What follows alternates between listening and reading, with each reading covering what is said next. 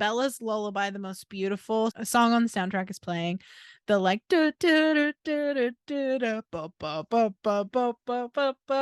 know it, you love it, you listen to it when you're studying, when you're meditating, when you're, having an emo day. Don't Hell pretend you don't. Do do do do do do do do do do. Banger. Hey everybody. Well, hello. Welcome to Please Bless This Podcast. This is the podcast where two sisters talk about all things Mormon and pop culture, and sometimes vampire reproduction. Woo! Yes. I'm Elisa. I'm Katie. And today we are wrapping up our discussion of the Twilight Saga with Eclipse and Breaking Dawn, baby. Parts 1 and 2. We should say, before we launch into this, if you have not listened to our last episode, you should go back and listen to it, because we talk about Twilight and New Moon, and we give a bunch of context about Stephenie Meyer, her Mormon background, her intense Mormon beliefs and persona, and all of that is framing the discussion today, for sure. For sure. But we're mostly just talking about some excellent movies we had the pleasure of watching. Yes. Yes. Oh my gosh. Again, like we said last week, we are approaching this as true fans. Yes. Yeah, if you're looking for Twilight slander, this is not the place. I was just finishing up Breaking Dawn Part 2 last night, and I got to the battle scene and I was like floating. I was so happy. Yeah. Seriously, I like fully astral project every time I watch that part. It's so good. That scene is a cultural reset. Ooh, yeah. It's I will never forget being in the audience in the movie theater, seeing that scene for the first time. It blew me away. We have to talk about that more when we get to it, because for sure it was a surprise. The people who know know. If you know, you know, but we're getting ahead of ourselves. Yeah. First, we'll start with the redheaded stepchild of the bunch. Yes. Eclipse. The low point in the franchise, Eclipse. Yeah. Immediately getting into that movie, I'm like, oh, I forgot how bad this one is. Mm-hmm. It's painful. Ugh. We start out with the scene where Riley, Victoria's lackey, gets turned. Yes. And I don't have a whole lot to say about it, except that it's supposed to be set in Seattle, and it is the most vicious rainstorm I've ever seen. And our listeners may not know, we grew up in Seattle. Yeah. And that's not Seattle weather. No, it's not. It's not even Forks weather. No. It's insane. It's like Gotham, Seattle. Yes. Right. Yeah. It's a caricature of Seattle. No one in the writer's room was from Seattle, and it shows. No, clearly. They've overdone it. Seattle is overcast, moist, drizzly, gray, but this like pounding. No. Incessant. There's like this consistent light rain. Yeah. During a certain time of the year. Right. It's not always. Anyway, we could go. It's not like booming rainstorms. Yeah, I can't believe how much time we're spending on this, but look, they just got it wrong. It's kind of irritating. Like, it never rains that hard. Can I say, too, there are a couple of scenes throughout the franchise that make it seem like Seattle and Forks are pretty close together. Like, They're Forks so is like far a away. suburb of Seattle. No. I looked it up last night just to be sure. Forks is at least 3.5 hours, and that includes a ferry ride, a long ferry ride. So like it's more than that ferry. because you're gonna have to wait for the ferry, you're gonna have to wait to get off. It's 4+ hours away. Yes. You feel like you should stay the night.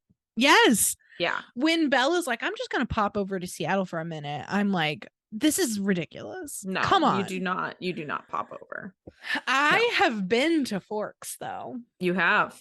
Yeah, I went on a little Forks pilgrimage with a couple of my friends in like 2008, and I gotta say, it was something.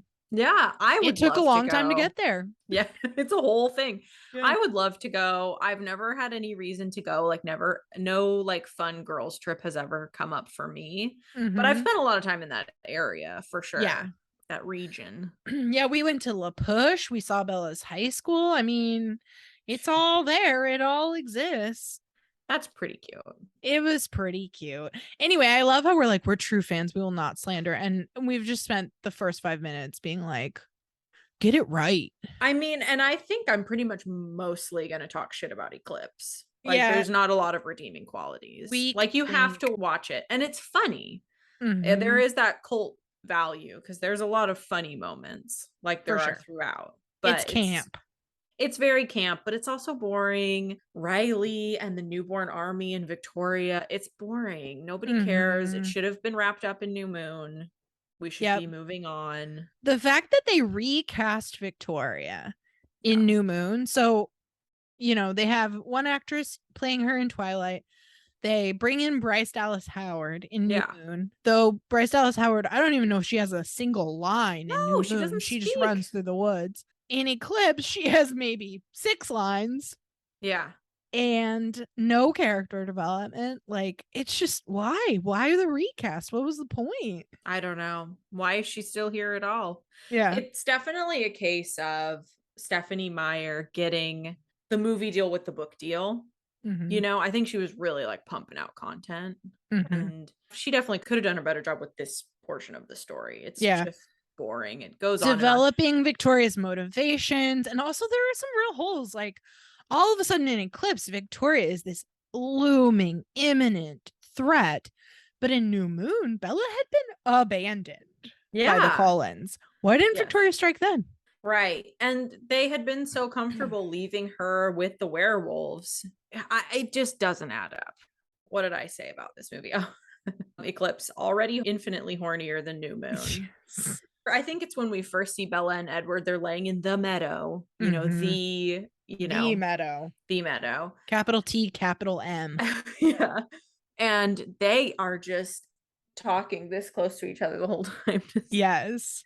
And And we jump straight into the marry me, change me debate. Edward is like, marry me. And Bella's like, no, I just want to have sex with you and become a vampire and be linked to forever. But marriage, what? Yeah, I'm 18. Yeah. Ugh. It's giving 18-year-old who got pregnant before her boyfriend could go on his mission, so they have to get married.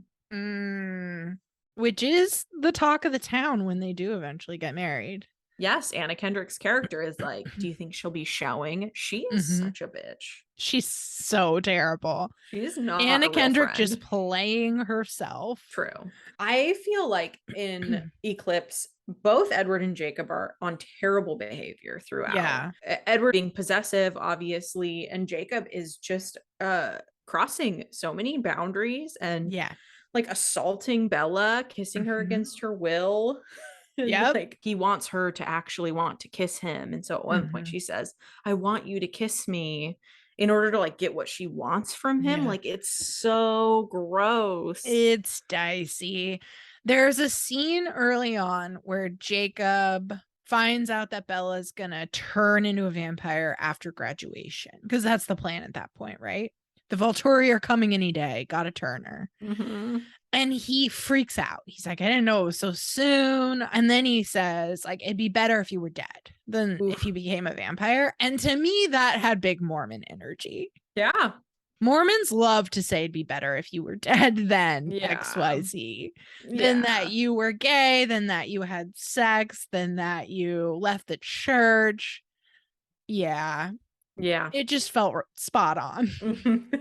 Stephenie Meyer has heard that in her life. Yeah. Speaking of Mormon energy, Eclipse is just this like transition movie between Edward kind of finally agreeing to turn Bella and then it actually happening. And it's just that this in between time. So Bella is getting what she wants. And yet Eclipse is so emo. And it's her just like going on this goodbye tour, being so sad about how she's not going to see her mom anymore. She's not going to go to college anymore. She's not going to see Charlie anymore. And it's like, you begged for this. You manipulated for this. You did everything you could to get this. And now we're just supposed to be like, oh, how sad.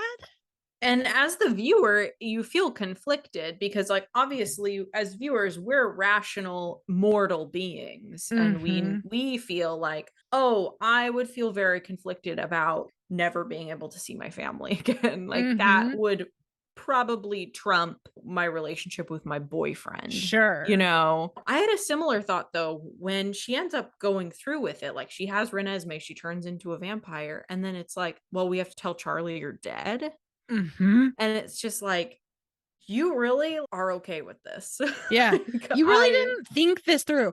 And this is what has the big Mormon energy for me about all of this is like, she's sad about it, but she's also like, yeah, I'll just never see my mom again. Yeah, I'll just never see Charlie again.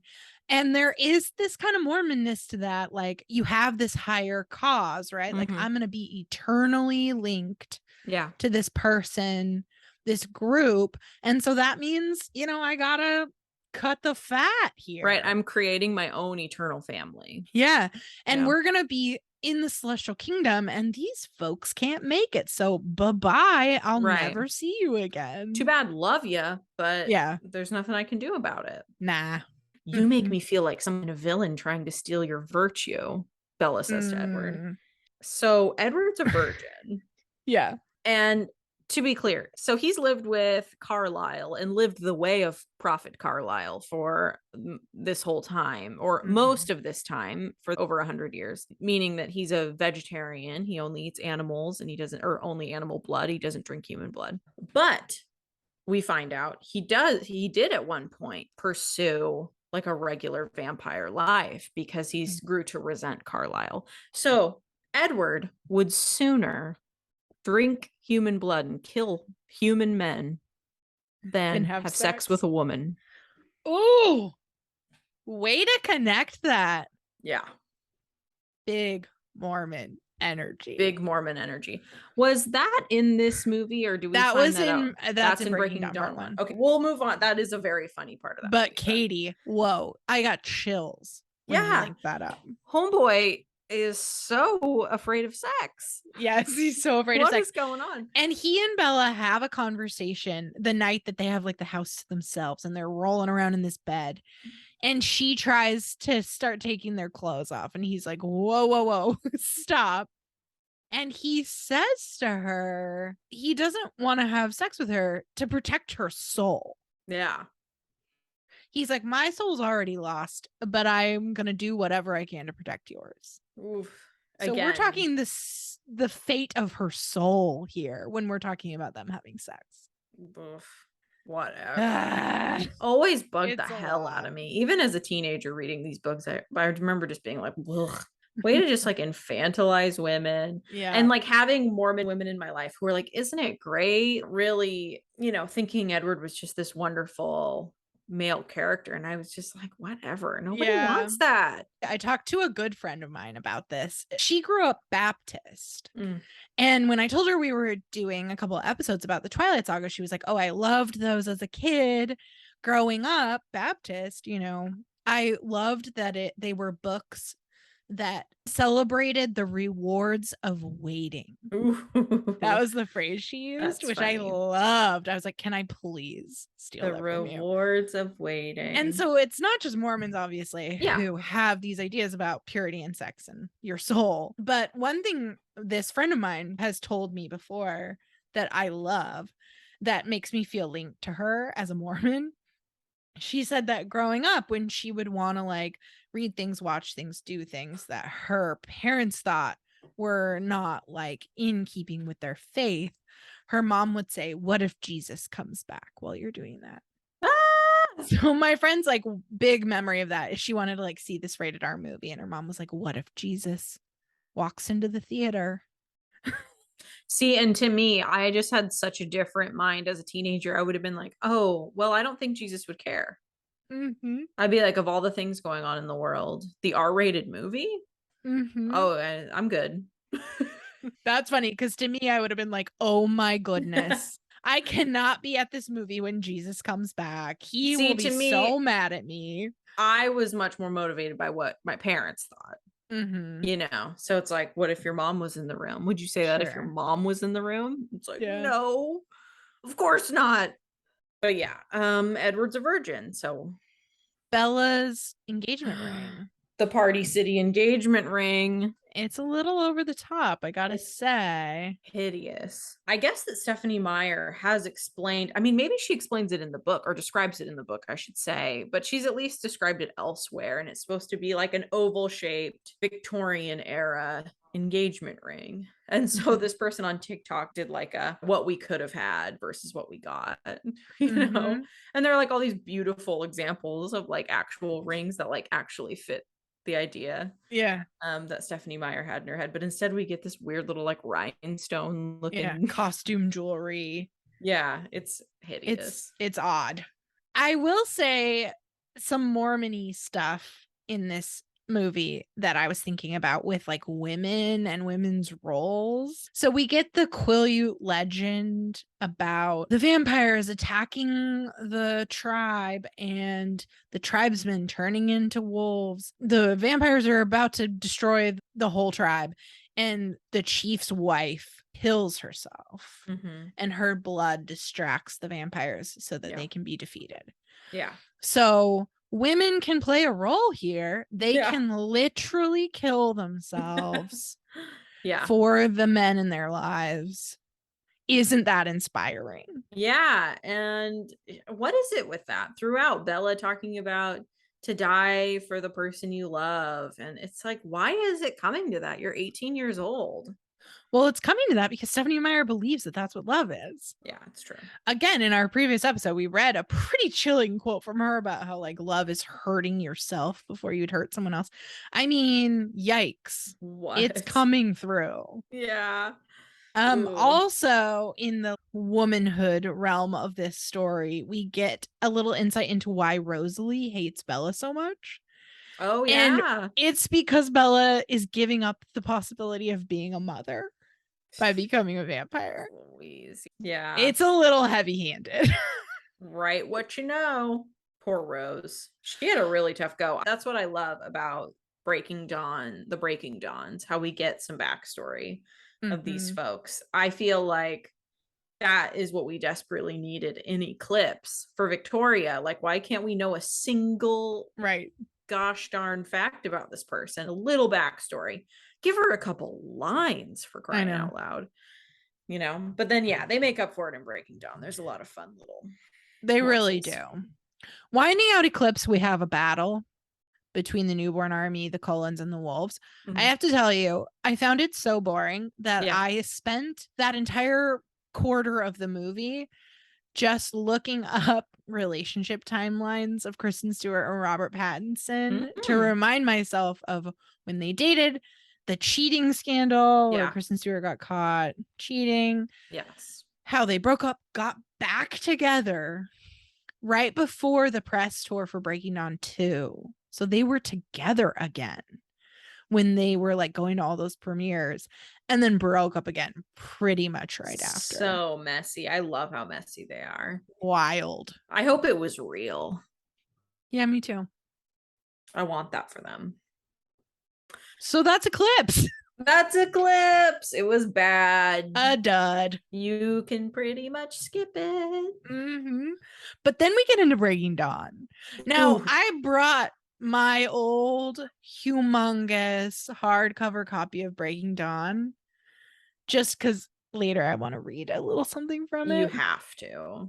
I don't know if you remember your first impressions of this book, but I remember being like, this is so long. It is like 800 pages or something. It's insanely long. And not the best. No, it's not very good. Maybe in line with how good the first part of the movies go. Like, you know, Breaking Dawn Part 1 is okay.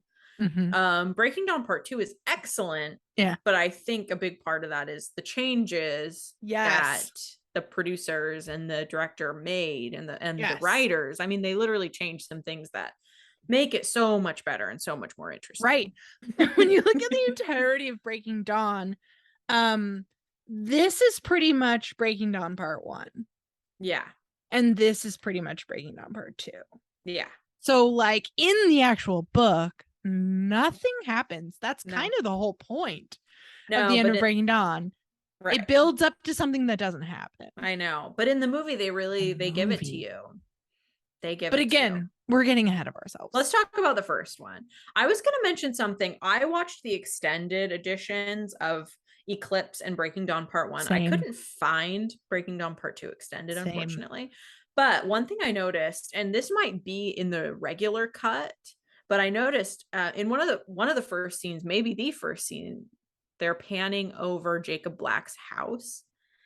And it's like covered in tarps that are held down by dumbbells, like looking like totally dilapidated, and like he lives in a shed. Mm-hmm. And I thought that was kind of a lot. I thought that was a really interesting, a little weird, a little bit of an interesting choice. Didn't love that. Yep. Anyway, moving on. Everybody is CGI'd. I don't know how you couldn't possibly pick up on that, but that was. Luke walked in the room at one point and was like, "Why is everything CGI?" And I'm like, I don't know. I'd never noticed that before. The beginning of Breaking Dawn Part 1 is Bella and Edward's wedding. And I wrote, are they getting married by a Mormon bishop? Because I think they are. They probably are. Though, can I speak as someone who was married by a Mormon bishop? Please. Let me tell you why they weren't. Because it seemed like they basically just walked up and did their vows, just like a vow ceremony, and exchanged rings and had a big make-out session. It was disgusting. Yes. I put in my notes, people who make out at the altar should be fined. It's disgusting. It's disrespectful. It's super disrespectful. But from my experience, having been married by a bishop, you like don't have any say in the ceremony. They just have to say whatever they're going to say. And then I guess you could give some feedback in terms of like if they're going to share an additional message, which I think they're always supposed to.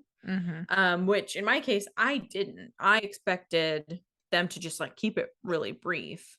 But instead, he like went on a little bit of a rant. A little sermon about the age of the earth is what I remember.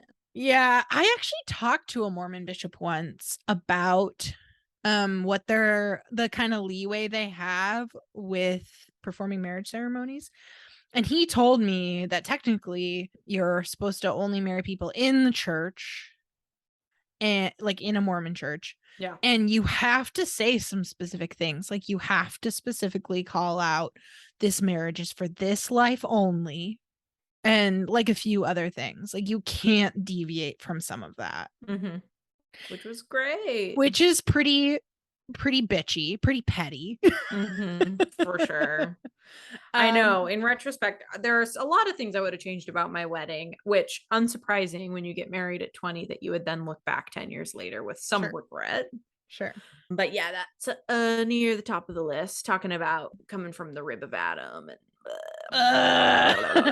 yeah. When we got married, so I got married more recently and fully post-Mormon, no Mormon affiliation to the wedding, and we met with our officiant a couple of times beforehand, a woman like not affiliated with any specific church, but who had like a script she typically used, and she let us read through it and make comments. I was like, look, I just don't want any references to how long our marriage is. Yeah. Because she had some language about like, for the rest of your life, this and this. And I was like, that's nice, but you have to understand in my culture, that's like a dig.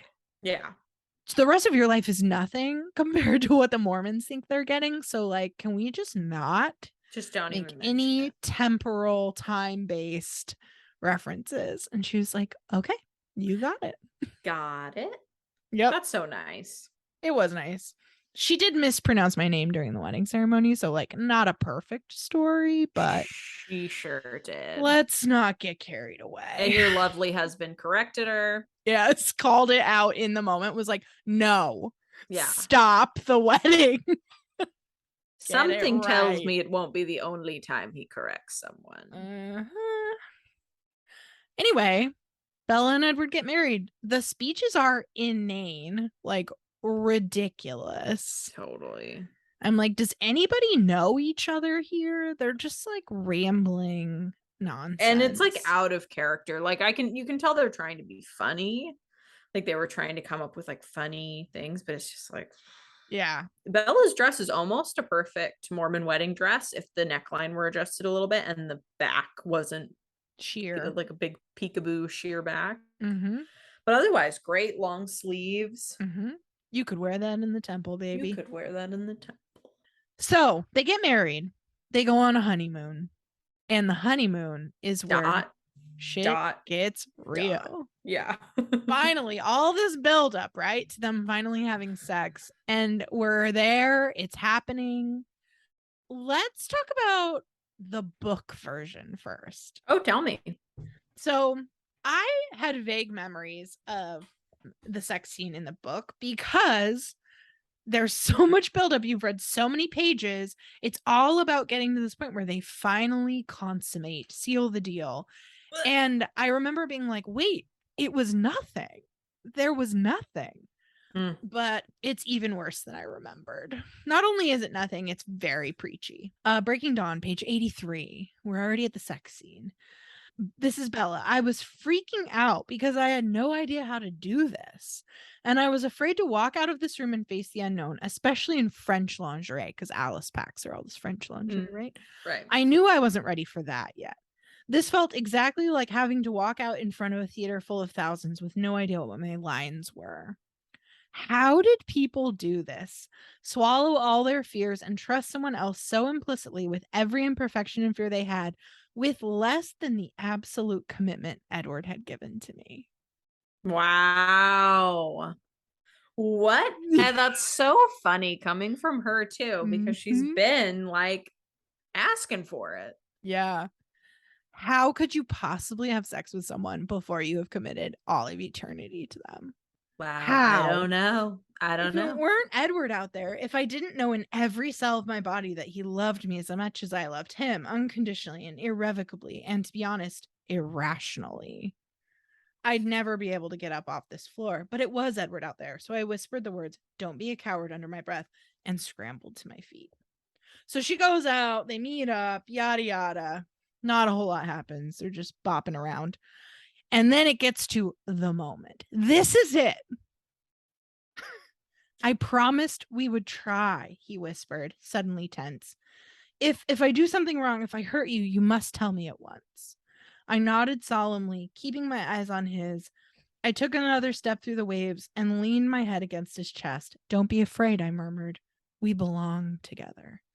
I was abruptly overwhelmed by the truth of my own words. The moment was so perfect, so right. There was no way to doubt it.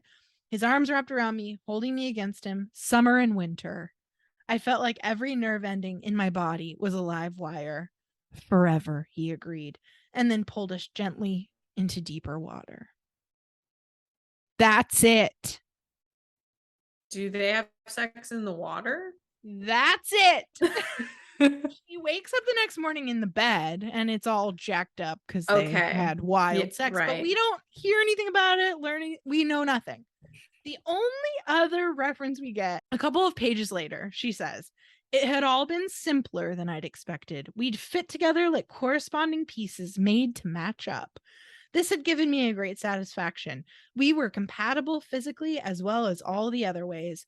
Fire and ice somehow existing together without destroying each other. More proof that I belonged with him. Why does it kind of sound like a grandma wrote it? I know. Honestly, we fit together. I was like, Mom? We fit together. Mom? I know it is like a mom thing. It's so bad. Are you embarrassed? Are you blushing? Because I'm a little embarrassed. So embarrassed. I know. It makes me think of my mom. I'm sure a lot of people can relate.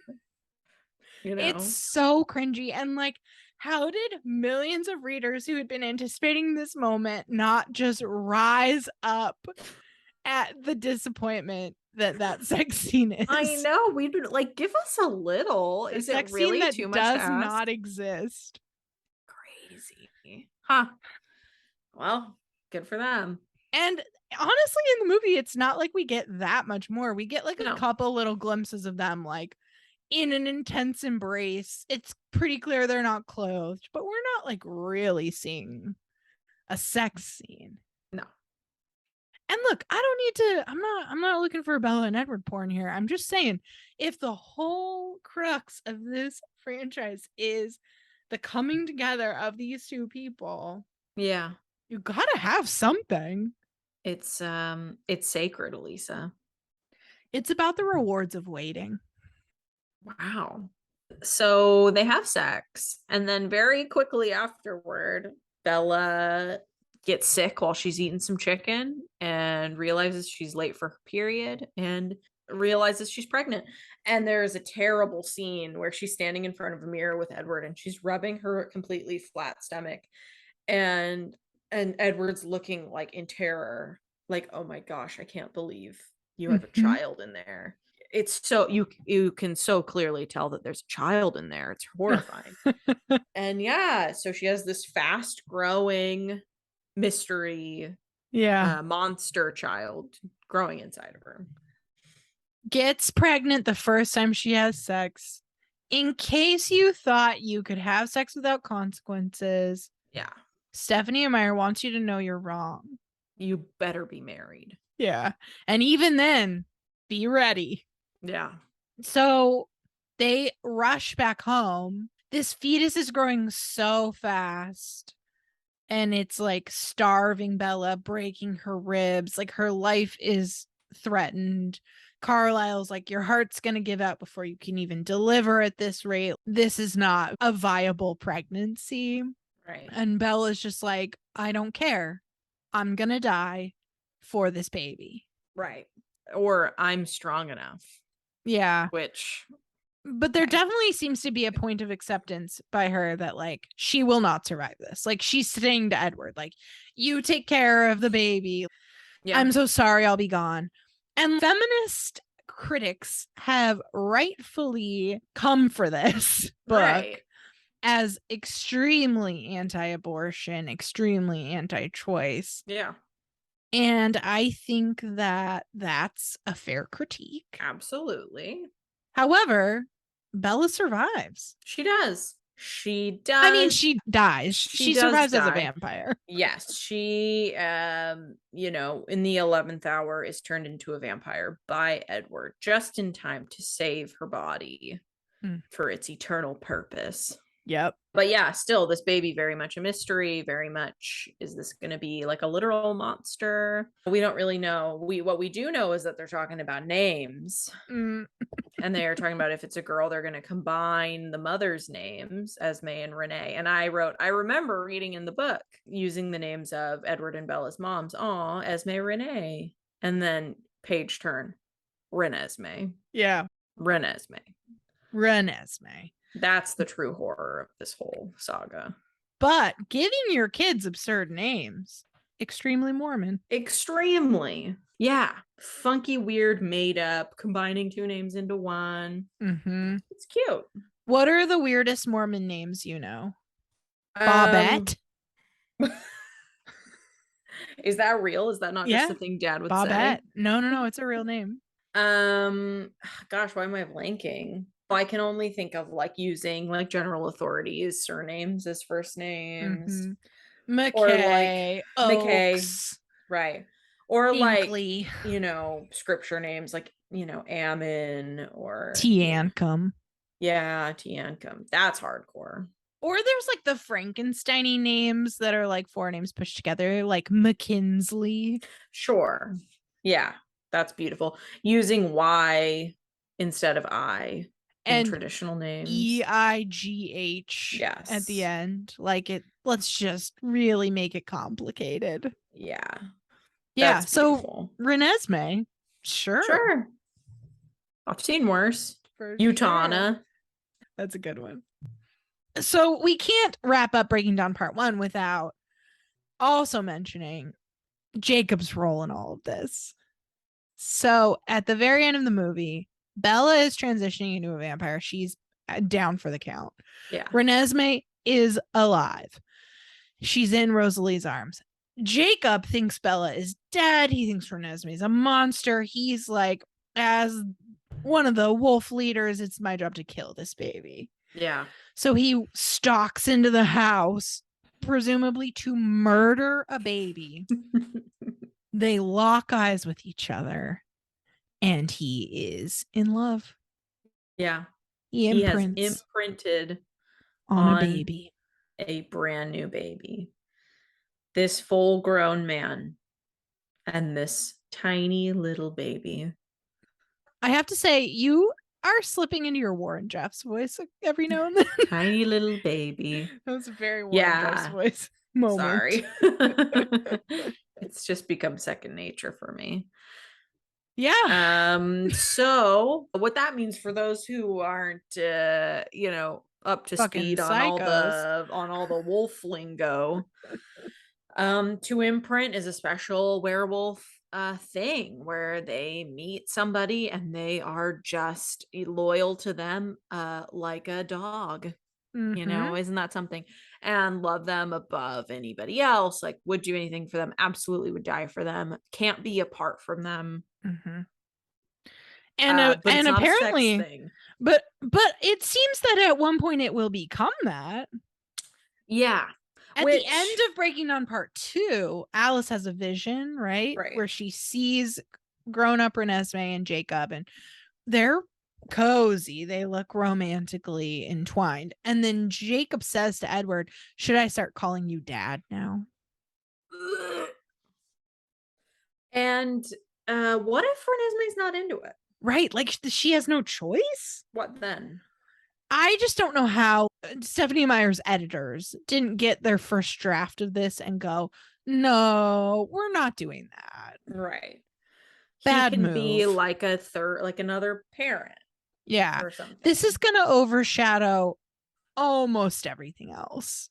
Yeah, it's a lot to digest. And what if Renesmee does fall in love with him? She's an eternal being. Yeah. Is she gonna turn Jacob into a vampire? Because she does have that power. In the books, it talks about how the werewolves age differently. So Jacob will be young longer. I think it may be that as long as there are vampires present in the area, he can't age. He'll just be frozen as he is. Well, I could be wrong about that. Okay. If a listener wants to correct me, I'm very open to it. Yeah, Twilight experts chime in. Yeah, please. But I think that's the loophole that Stephenie Meyer creates, is they're just going to be young forever. Great. But it's creepy, man. It's messed up. It's so creepy. And like, at what point is he going to become attracted to her? Mm-hmm. And Edward can read his mind. Gross. Blech. Gross. Making me the creeps. Don't like it. Don't want to hear about it. So, end of Breaking Dawn Part 1. Jacob imprints. Bella is like basically dead. Might as well be dead on the like operating table. And Edward's just biting her all over like corn on the cob. Just trying to, just trying to turn her into a vampire. And we get a window into Bella's mind, and Bella's lullaby, the most beautiful song on the soundtrack, is playing. The like you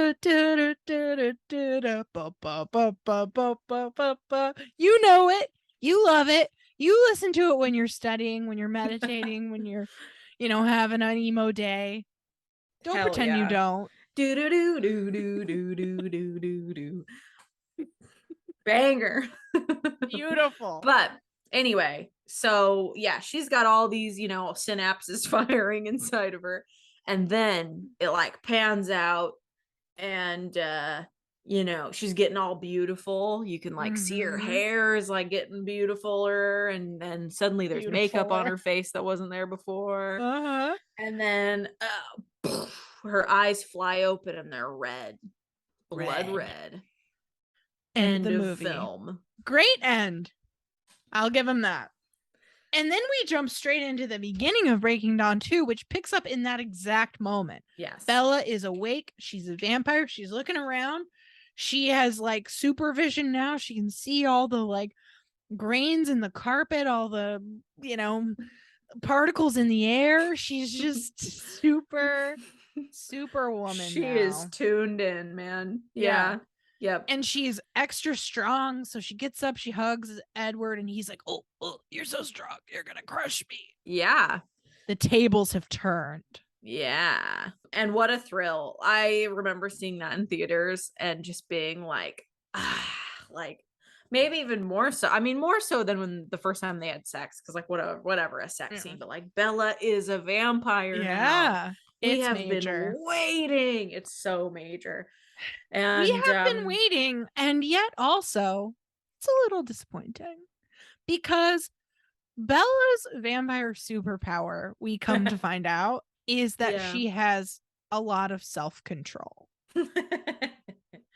Yes, So she has a lot of self-control. she's not a super vicious, super violent, super like unhinged vampire. She's basically like herself. Who does need some amount of blood Mm-hmm. in order to be comfortable. But like they go on their first hunt right when she wakes up. And obviously, this is a big deal. They're like, we Mm-hmm. got to get you out hunting right now. And they go out and they're, chasing a deer or whatever. And then she gets a whiff of this rock climber, Mm-hmm. this mountain climber. And she just like takes off after this mountain climber, which is like hilarious. I love that moment. I think it's so funny. Just the like insane like CG of them like running through the woods is Mm-hmm. hysterical. I love it so much. I like it gets my heart rate going whenever I watch it. I think it's so funny. But Edward is able to stop her before she kills this mountain climber, and he's shocked because that is just not how it would have gone with anybody he's ever known. Like the Right. first hunt of a newborn, the first probably 1,000 hunts for a newborn or of a newborn. I mean, they're just completely out of control, like Yeah. desperate. But she's able to stop herself and she goes and she kills a mountain lion or whatever. Good for Bella. Good for Bella, but it does evolve into something a little bit beyond just self-control. It's a shield because she has the Yes. ability to be a shield. Bella is a Which, human shield. yeah. More self-sacrifice, Yep. good stuff. Very cool. Truly, her superpower is to be a martyr. Yeah. What a good woman. What a good woman. In these early scenes of Breaking Dawn Part 2, where Bella's a vampire, like things should be popping, right? It's exciting.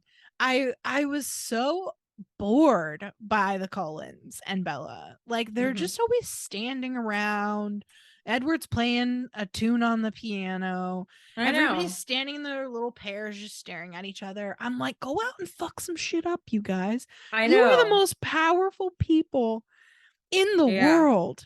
I want to see her uproot a really old tree.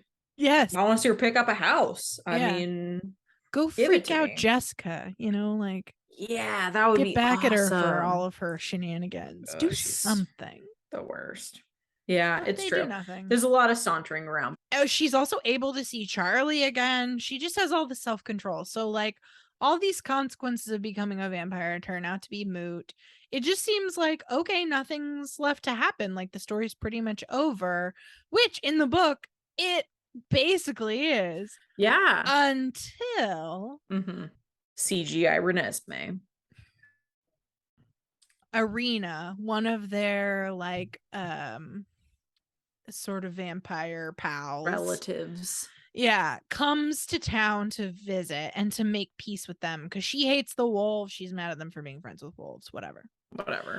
Irina sees CGI Renesmee leaping up into the air to catch a snowflake in her hand, and she's like, oh my gosh, the Cullens have created an immortal child, which is against vampire laws. An immortal child is like a child who a vampire bites and turns into a vampire, but since they're a child, they have no impulse control or whatever, I guess. Right. They're totally out of control. Yeah. And so they just like slaughter humans and draw attention to the vampires and can't be controlled. So Irina, whose own mother was killed for breaking this law of creating immortal children, freaks out, goes to the Volturi and is like, I have news, the Cullens have broken the law. Yeah. And the Volturi goes stoked. Yeah. And she goes all the way to Italy to tell them, which I couldn't help but be like, do they not have a phone? I know. Irina is the worst. She's committed to being the worst. She really is. And she gets hers in the end. I mean, snitches get stitches and Irina gets hers. it doesn't work out because at the end of the day, they did not make an immortal child. It does come to blows. Like they do meet up to potentially duke it out. The Volturi versus the Colons. The Colons recruit all of their vegetarian vampire friends from all over the world. All of the people that Carlisle has become friends with over the years. He's converted them to the gospel of vegetarianism on his many missions throughout the world. And I will say, though, I wrote Carlisle has lived for hundreds and hundreds of years and he only has 18 friends. I know. What? Please. Come on, man. We get like Rami Malek, Lee Pace, the big guns showing up in Forks to stand as witnesses with Carlisle's family against the Volturi. Right. The Volturi, of course, being led by Arrow, played by Michael Sheen, one of the greatest actors of our time, who delivers some of the greatest lines in film. Incredible. Yeah. So they gather in this meadow for a battle. It's like the same meadow where they had the battle in Eclipse. Yeah. Stephenie Meyer is obsessed with battles in meadows or potential battles in meadows that don't actually happen. But whatever. Arrow, the Volturi, and their witnesses are there to decide what they're going to do to the Cullens. And so Edward and Bella deliver Renesmee to him, and he hears her heartbeat and realizes she's not a vampire. And the laugh that escapes that man's throat, I don't even know what to say about it.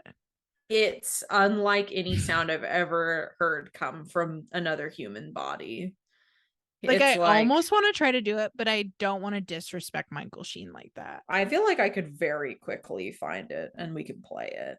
I think it's worth it. Okay, I'm going to pull it up really fast. Arrow, Breaking Dawn, laugh. Wow. Okay. So worth it. So worth it. Like, the fact that he did that laugh in the first place, the fact that they chose it to be in the film. Dynamite. Perfect choices all around. Yes. So yeah, so they're gathered together. Is there going to be a battle? Isn't there? Alice shows up. She holds Arrow's hand and like shows him what will happen if he pursues a battle with the Cullens. Yeah. And then it starts to play out, right? Yes. There's some conflict back and forth. They're messing around, and then Carlisle attacks. So he leaps across the meadow.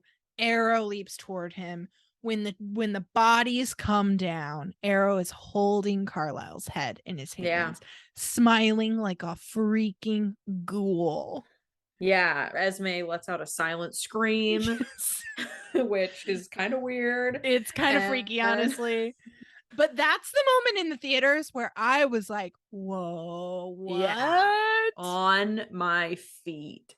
Because this does not happen in the books. No, it does not. That is not how it plays out. I was freaking out because at that point, for sure. Who's gonna die here? If they're willing to kill Carlisle, anybody is on the chopping block. I know. Like, what are they doing? What are they doing with this film? Right. Yeah. The battle continues to play out. People die. I mean, Jasper dies. Carnage. Wolves die. I mean, people are dying. Yeah. A bunch of people in the Volturi die. And then, right as Arrow dies, it like cuts back to him being shown the vision by Alice. And Carlisle is still alive. Yeah, this was all just a vision. Alice was just showing him what could happen and what would happen if he were to escalate things. So just like in the book, ultimately, nothing actually happens, but we get this crazy battle scene that we did not get in the book, and it is so iconic. It's not talked about enough. It's truly one of the best like improvements to a book.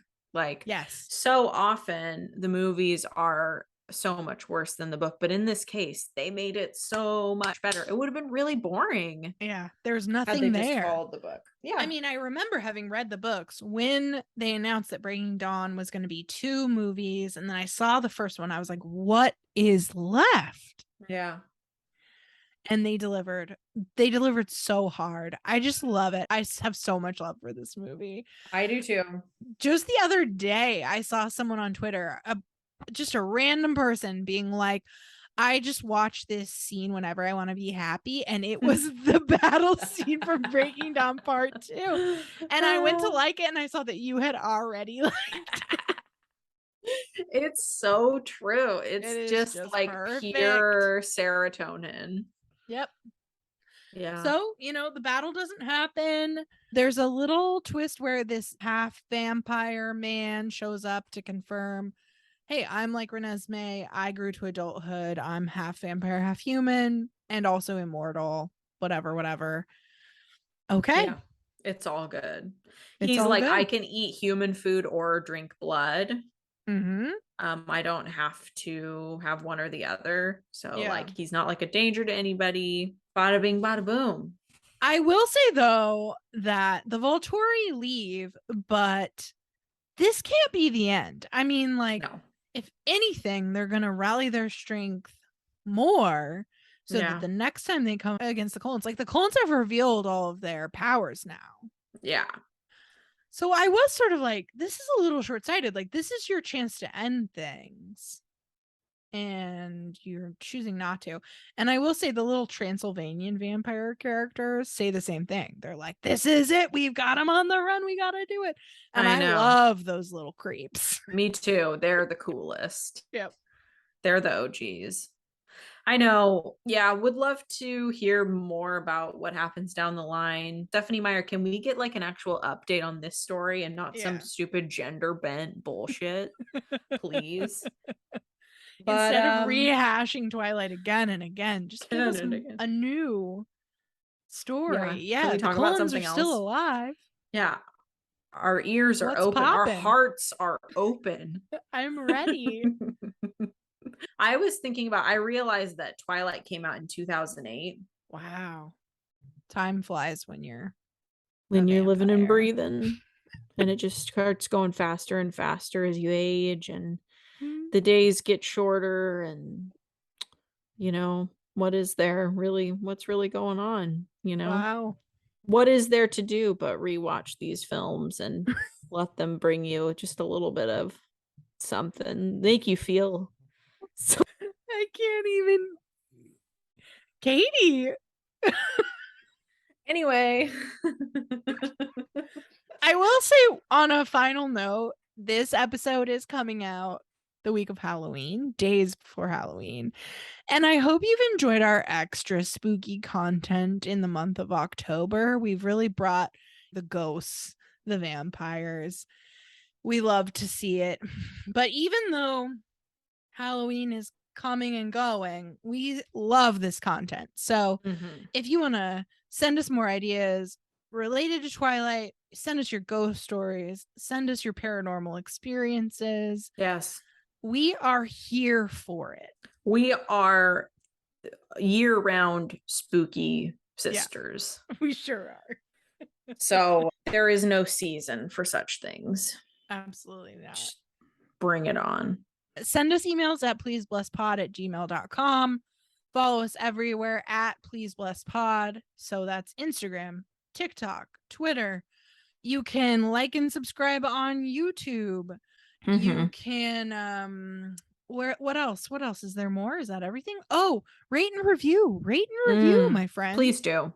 We've got some great ratings on Spotify and some on Apple. On Apple Podcasts, you can also write reviews. So get to Apple Podcasts and please do. We'd love that. And really consider watching our podcast on YouTube as well, because it's a lot of fun. Yeah. We just posted the episode about patriarchal blessings and the paranormal, and there's a beautiful, beautiful Easter egg for the YouTube viewers that you won't get if you just listen. And that kind of thing happens occasionally, you know. We use our hands a lot. I use my hands a lot. So you're really missing out on that if you're just listening. You should listen and then you should watch. Yeah, or do vice both. versa.